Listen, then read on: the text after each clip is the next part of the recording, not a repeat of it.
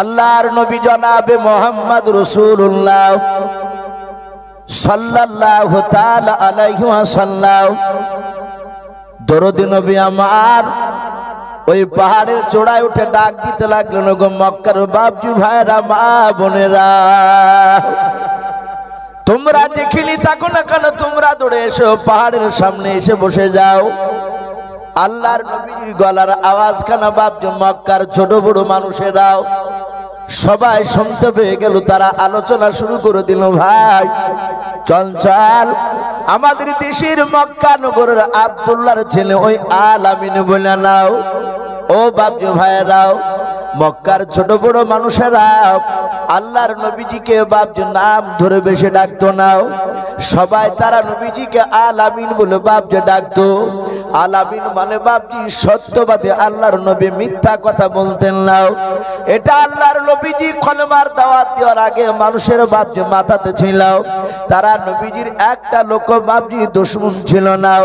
আল্লাহর নবীজির আওয়াজ শুনে তারা মনে মনে চিন্তা করল, ওই আব্দুল্লাহর ছেলে আলামিন যেই ব্যক্তি নবুয়তের দাবি করে নিয়েছে, ওই ব্যক্তি মনে হয় কোনো বিপদে পড়েছে, চল আমরা দৌড়ে চলে যাই। আল্লাহ রসুলের বাপজি সামনে গিয়ে তারা পাহাড়ের নিচে তারা বসে পড়ল। আল্লাহর নবীজি দরদি নবী মায়ের নবী আমার পাহাড়ের চূড়ায় দাঁড়িয়ে দাঁড়িয়ে আল্লাহর নবীজি দেখলেন মক্কার প্রায় মানুষেরা একত্রিত হয়ে গিয়েছে। হাজার হাজার বেঈমানেরা সবাই একত্রিত হয়েছে। আল্লাহ রসুল ডাক দিয়ে বলেন, গো মক্কার লোকেরা, আমি কেন তোমাদেরকে ডাক দিয়েছি তোমরা জানো না? বলে না ভাই। কেউ বলে না বাবা আমরা জানি না। আল্লাহর দরুদি নবী জনাবে মুহাম্মদ রাসূলুল্লাহ সাল্লাল্লাহু তাআলা আলাইহি ওয়াসাল্লাম তিনি ডাক দিয়ে বলেন, গো মক্কার লোকেরাও, তোমরা কি আমাকে মিথ্যাবাদী বলে মানো? সব লোকেরা হাত উঁচু করে বলেছিল, না আমরা আপনাকে মিথ্যাবাদী বলে আমরা মানি না, সত্যবাদী বলে মানি। আল্লাহর নবী বলেন, গো মক্কার বাপজি ভাইরা মা বোনেরা, আমি পাহাড়ের চূড়ায় আছি, আমি ডান দিকে বাম দিকে সামনে পেছন দিকে চারিদিকে দেখতে পাই। বলে হ্যাঁ। বলে মক্কার লোকেরা, তোমরা সামনের দিকটা দেখতে পাচ্ছ? বলে হ্যাঁ। কিন্তু পাহাড়ের পেছন দিকটা তলদেশটা তো তোমরা দেখতে পাও না? বলে নাও। আল্লাহর নবী বলেন, আমি তোমাদের আলামিন, আমি পয়গম্বর, আমি আব্দুল্লাহর ছেলে মুহাম্মদ রাসূলুল্লাহ সাল্লাল্লাহু তাআলা আলাইহি ওয়াসাল্লাম। আমি যদি একবার পাহাড়ের চূড়া থেকে যদি তোমাদেরকে সম্বোধন করে যদি বলি, ওগো মক্কার লোকেরা, পাহাড়ের তলদেশে পেছন দিকে একদল তোমাদের দুশমনেরা তলোয়ার নিয়ে তীর ধনুক নিয়ে তারা দাঁড়িয়েছে তোমাদেরকে আক্রমণ করার জন্য, মারার জন্য। বলো তোমরা বিশ্বাস করবে কিনা? যেহেতু তোমরা পেছন দিকটা দেখতে পাও না, আমি দেখতে পাচ্ছি। তারা সবাই বলেছিল, তুমি যদি বলো আমরা বিশ্বাস করে নেব। আল্লাহর নবীজি মনে মনে চিন্তা করলেন, এরা সবাই আমাকে তারা সত্য বলে মেনে নিয়েছে। আল্লাহর নবী বলেন, ওগো মক্কার লোকেরা, মৃত্যুর পর কবর কঠিন ভয়ঙ্কর জায়গা হবে, জাহান্নামের আগুন সহ্য করতে পারবে না। ওগো মক্কার ছোট বড় মানুষেরা, ওই জাহান্নামের আগুন থেকে যদি তোমরা বাঁচতে চাও, সবাই বলেছিল আমরা বাঁচতে চাই। আল্লাহর রাসূল বললেন, তাহলে তোমরা পড়ে নাও কালেমা লা ইলাহা ইল্লাল্লাহ। একটু মহব্বত বলুন, লা ইলাহা ইল্লাল্লাহ, লা ইলাহা ইল্লাল্লাহ, লা ইলাহা ইল্লাল্লাহ মুহাম্মাদুর রাসূলুল্লাহ সাল্লাল্লাহু তাআলা আলাইহি ওয়াসাল্লাম। ওই মক্কার হাজার হাজার বাপজি লোকেরা সবাই মিলে বিশ্ব নবীজির সাথে বাবা কলমা পড়তে শুরু করে দিল। রে বাবা, এই কলমা এমন একটা মধুময় কলমা, মানুষের রাগ যদি হয়ে যায় দেখবেন রাগ থামে নাই, মনটা বড় ভারী হয়ে গিয়েছে, তার ভেতরে শান্তি নাই। কোন সময় দেখবেন বাবা আড়ালে গিয়ে যদি আপনি একা নির্জনে যদি কলমা পড়েন, আল্লাহর নাম কলমা যদি বারবার যদি পড়বেন, দেখবেন ভিতরটা আপনার ঠান্ডা হয়ে যাবে। বলুন সুবহানাল্লাহ। হবে না? একটু পার্সোনাল পরীক্ষা করে দেখবেন।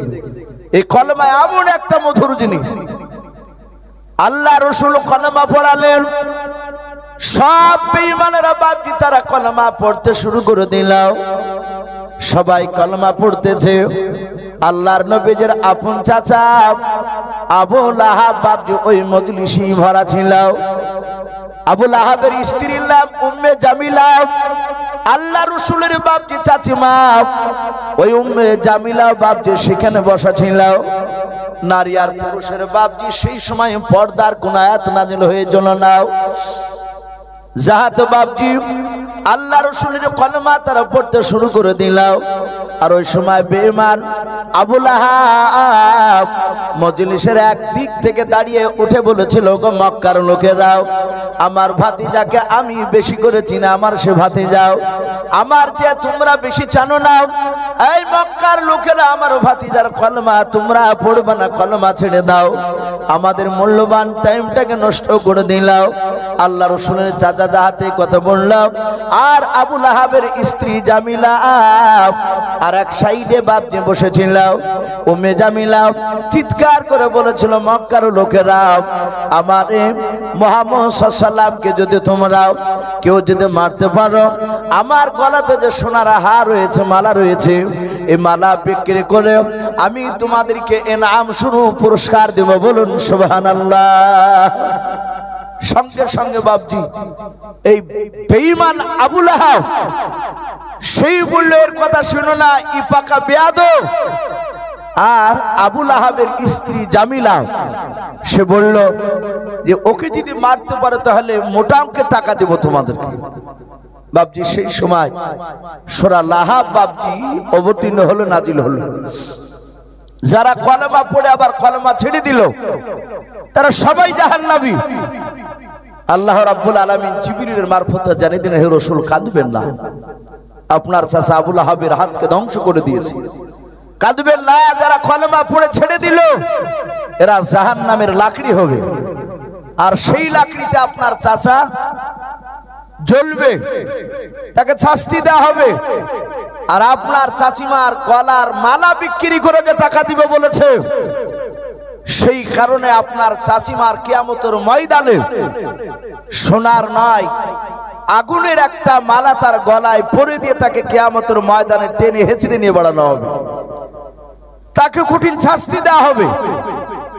বাপজি আমি বলছিলাম আল্লাহ রসুলের বাপজি কয়েকটা চাচা ঈমান এনেছিল, আর কয়েকটা চাচা নবীর উপর ঈমান আনে নাই। প্লাস বাপজি তার বিরোধিতা করেছে প্রকাশ্য। এই আবু লাহাব নবীর আপনার একটা চাচা আবু তালিব, রসুলের দাদার নাম ছিল আব্দুল মুত্তালিব, আর রসুলের আপন চাচার নাম ছিল আবু তালিব। এই আবু তালিব লোকটা জান্নাতি না জাহান্নামী? বাপ একটু জোরে বলুন তো, ঠোঁট নড়ে। রসুলের চাচা আবু তালিব এই লোকটা জাহান্নামী, সে জান্নাতি নয়। এই যে আবু তালিব লোকটা রাসূলুল্লাহর উপর ঈমান আনেনি, কিন্তু কিতাবে পাওয়া যায় হাদিসে রাসূলুল্লাহর চাচা আবু তালিবের ব্যাপারে বলা হয়েছে, নবী বলছেন সারা পৃথিবীর মানুষ আবু বকর সিদ্দিক রাদিয়াল্লাহু তাআলা আনহু বাদ দিয়ে অন্যান্য মানুষেরা আমাকে যতটা ভালোবেসেছে তার চেয়ে বেশি ভালোবেসেছে আমার চাচা এই আবু তালিব। আবু তালিব এত ভালোবেসেছিল রাসূলকে, ভালোবাসার পরেও সে জান্নাত যেতে পারেনি। হাদিসে পাওয়া যায় বিশ্ব নবীজিকে কেমন ভালোবেসেছিল। আপনারা অনেকে ভাববেন যে নবীকে এত ভালোবাসার পরেও তার চাচা আবু তালিব জাহান্নামে যাবে, ও কেমন ভালোবাসতো। সেরাতে হালবিয়া বলে বাপজি একটি কিতাব, উর্দু কিতাব, উলামে দেওবন্দের লেখা, তাতে বাপজি রাসূলুল্লাহর জীবনী দেওয়া আছে। তাতে ঘটনাটা এসেছে এ আবু তালিব রাসূলুল্লাহকে কতটা মহব্বত করতে।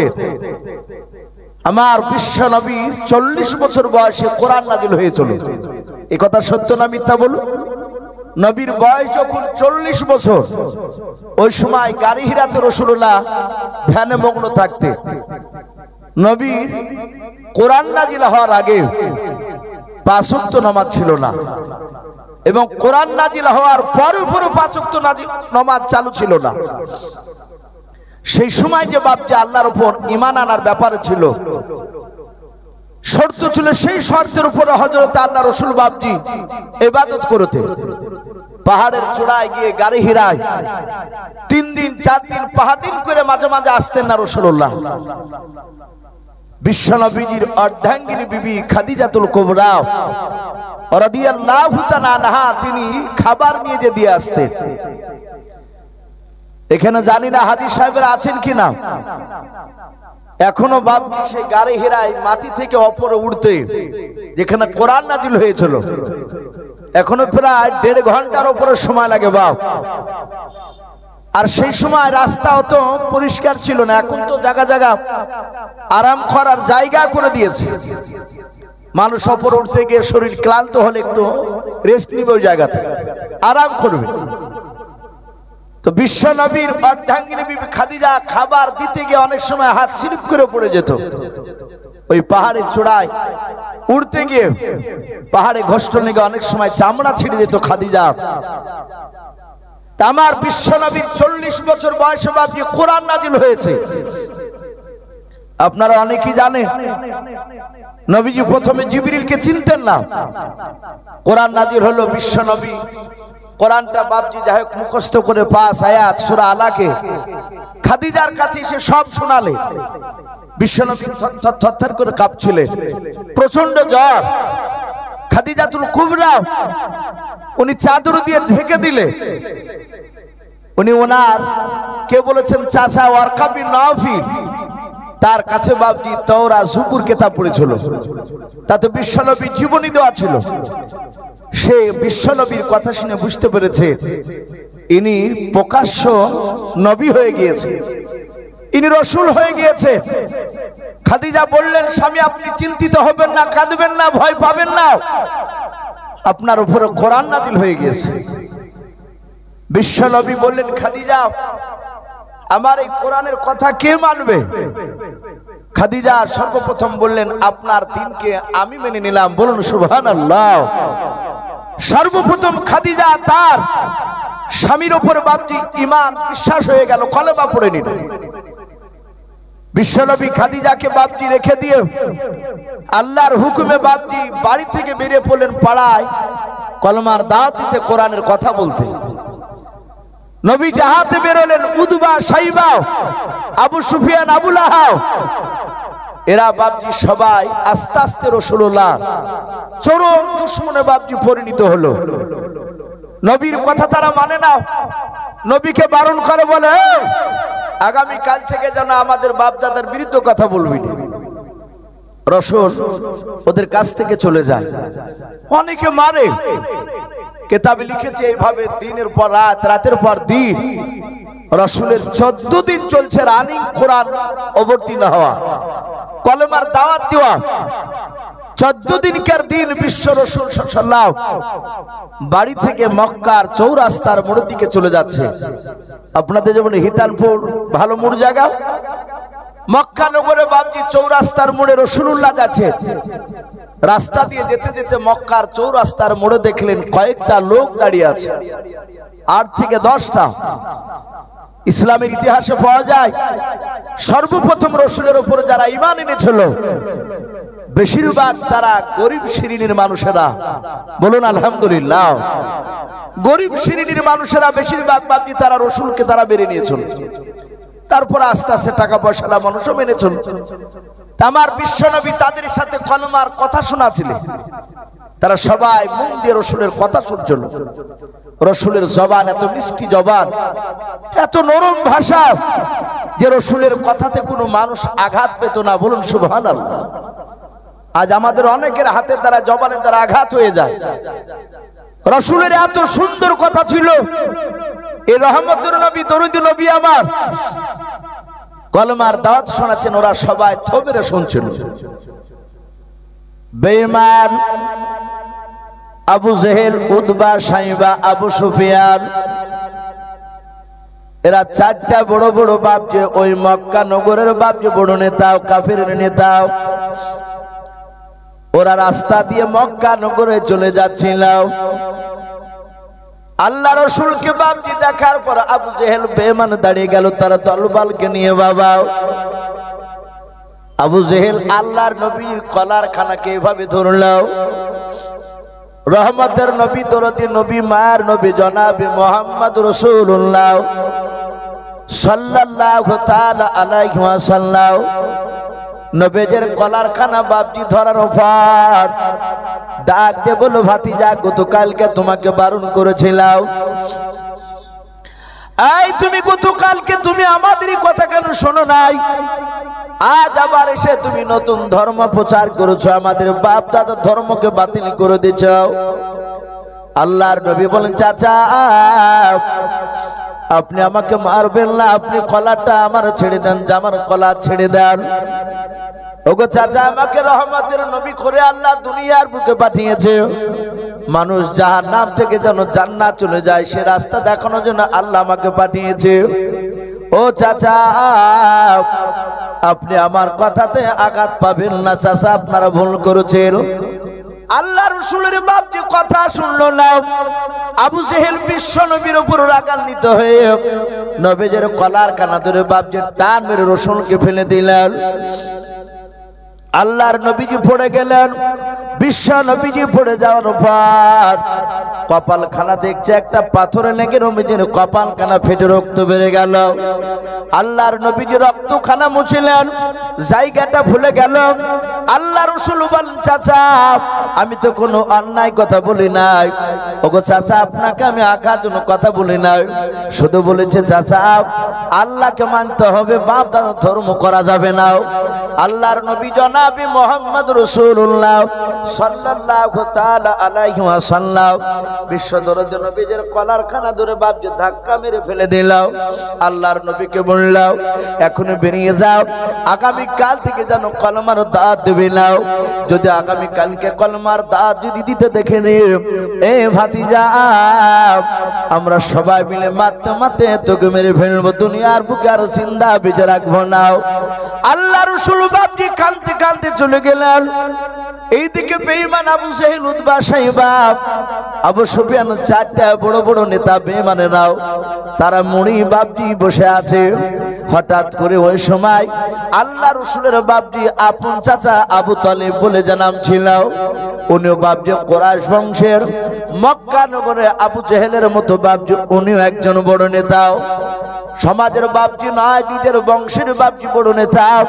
আবু তালিব যা কথা বলবে ওই কুরাইশ বংশের লোকেরা সবাই মেনে নেবে। আল্লাহ রাসূলের চাচা মক্কা নগর দিয়ে চলে যাচ্ছিলেন। ওই মক্কা নগরে বাপজি যাওয়ার পর দেখে আবু জেহেল, উতবা, সাইবারা দাঁড়িয়ে আছে। আবু তালিবকে বলল, ভাই কি ব্যাপার? সব নেতাগুলো এখানে বসে, আমরা অনেক সময় তিন চারটে ছোট নেতা হোক আর বড় নেতা হোক একসাথে বসলে ওদের লেভেলের যারা লোক যাদের সাথে বন্ধুত্ব থাকে তারা দেখে বলে, ভাই কি ব্যাপার সব মোড়লগুলা এখানে? আবু জেহেলকে হাতে জিজ্ঞাসা করলো, ভাই খবর কি? সবাই এখানে চারজন নাই। আবু জেহেল কিচ্ছু বলল না, একদম মনক্ষুণ্ণ অবস্থায় বসে, মনটা ভারী। উতবা, সাইবা বলল, আমরা এদিক দিয়ে যাচ্ছিলাম, তোমার ভাতিজা কে দেখে আমরা এখানে দাঁড়িয়ে গেলাম। আবু তালিব, তোমার ভাতিজা দিনের দাওয়াত দিছিল, কলমার দাওয়াত। আবু জেহেল বলল, ভাই আবু তালিব, তোমার সম্মানের দিকে তাকে তোমার ভাতিজার গায়ে হাত তুলি নাই, আমরা বেশি মারি নাই। তুমি কি জানো তোমার ভাতিজার ব্যাপারে? আবু তালিব বলল, অবশ্যই জানি আমি। আজ 14 দিন হচ্ছে সে নতুন ধর্ম প্রচার করছে, আমাদের বাপ দাদা ধর্মের বিরুদ্ধে কথা বলেছে। হে আবু জেহেল, ওগো মক্কার বড় নেতা, আমি আবু তালিব, আমার সে ভাতিজা হতে পারে, আমি তার দিনকে মানি না, আমি তাকে এমনি ভালোবাসি, আমি তার দিনকে মানি না। আবু জেহেল বলল, তোমার ভাতিজাকে আজ রাত্রিবেলায় বারণ করে দিও, সে যেন আগামী কাল থেকে কলেমার দাওয়াত না দেয়। যদি দেয় তাহলে আমরা কালকে মারতে মারতে তাকে শেষ করে ফেলবো, আর তোমার সম্মানের দিকে তাকাবো না। আবু তালিব তার দুই চোখের কোনা দিয়ে ঝরঝর করে পানি ঝরছে। আবু জেহেল আবু তালিবের সামনে কাকে মারতে চেয়েছে? বাপ একটু জোরে বলুন। আবু তালিবের আপন ভাতিজা পিয়ারা রসুলকে। আবু তালিবের চোখ দিয়ে পানি ঝরছে, আমার ভাতিজাকে মারবো বলেছে। আবু তালিব বলল, আশা করি আমার কথার বাইরে যাবে না, কাল আমি রাত্রিবেলা গিয়ে তাকে বারণ করব, কারণ সে আমাকে অনেক দিন থেকে আমাকে অভিভাবক বলে মানে, নিজের বাপের মতো আমাকে সম্মান দেয়। আপনারা সকলেই জানেন, বিশ্ব নবীজির মার পেটে যখন নবী 6 মাসের বাচ্চা ছিল, ওই সময় নবীর আব্বা আব্দুল্লাহ সিরিয়ায় ব্যবসা করতে গিয়ে মাকামে আবুয়া বলে একটা জায়গায় ওখানে ইন্তেকাল করেন, ওখানেই তার দাফন হয়। 6 বছর বয়সে বাপটি তার জনম দুঃখিনী মা রসুল দুনিয়াতে আসার পর 6 বছর বয়স হল। ওই সময় নানার বাড়ি থেকে আস্তে আস্তে ওই মাকামে আবুয়ায় বাপের কবর জিয়ারত করে এসে দেখছেন তার জনম দুঃখিনী মাও ইন্তেকাল করে গেছে।